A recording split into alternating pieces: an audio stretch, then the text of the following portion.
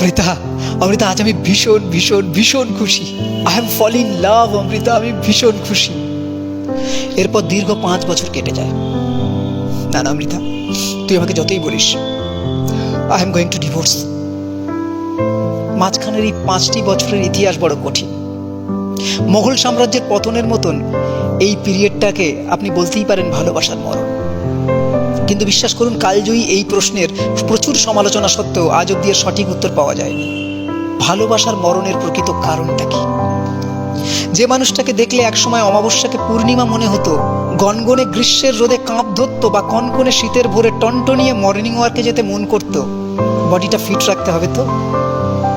আজ কেন তবে শুক্লপক্ষের কৃষ্ণ চতুর্দশীর অমন সুন্দর চাঁদকে দেখো কলঙ্ক মনে হয়?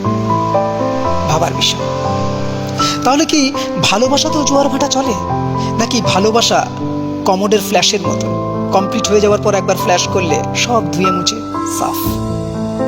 অথচ মহাপুরুষের কথা অনুযায়ী প্রেম অবিচল, দিনে দিনে বেড়েই চলে। তাহলে কমছেটা কি? যার জন্য যেই স্পিডে ম্যারেজ রেজিস্ট্রি অফিসে ছুটতে হয়েছিল, তার দ্বিগুণ জোরে ডিভোর্স ফাইল সাবমিট করতে হচ্ছে কেন? বড় কমপ্লিকেটেড এই প্রশ্ন। তার চেয়েও বড় কমপ্লিকেটেড এই ভালোবাসা বা প্রেম। ফিল্ড ওয়ার্ক করতে যাও, বউ বলবে জাস্ট নেওয়া যায় না আর। বর বলবে অত সন্দেহবাদী হলে চলে নাকি? বউ বলবে আচ্ছা, পড়তে পড়তে অন্য বউয়ের পাল্লায় বুঝতে আমি বলে না এতদিনে।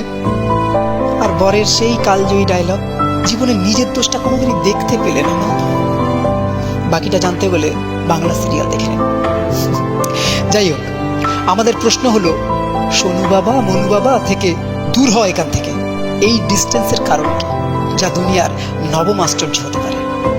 অনেক গণ্যমান্য অনেক ব্যাখ্যা দিয়েছেন, এবং সেই গণ্যমান্য ব্যাখ্যার আবার গণ্যমান্য ব্যাখ্যাও হয়েছে, কিন্তু কোনো সর্বজনগ্রাহী সূত্র পাওয়া যায়নি এখনো অবধি যা দিয়ে এই সমস্যার সমাধান করা যায়। তবে অনেকে বলতেই পারেন, কেন সবাই কি ডিভোর্স নিচ্ছে নাকি? তাদের জন্য বলি, দাদা বা দিদি, ডিভোর্স কি শুধু খাতা কলমেই হয়? যতদিন একটি মেয়ের মনে এই প্রশ্ন উঠবে, প্রথম প্রথম ছেলেরা অনেক কিছু করে মেয়েদের ইমপ্রেস করার জন্য, পরে না সবই কর্পূরের মতন উবে যায়।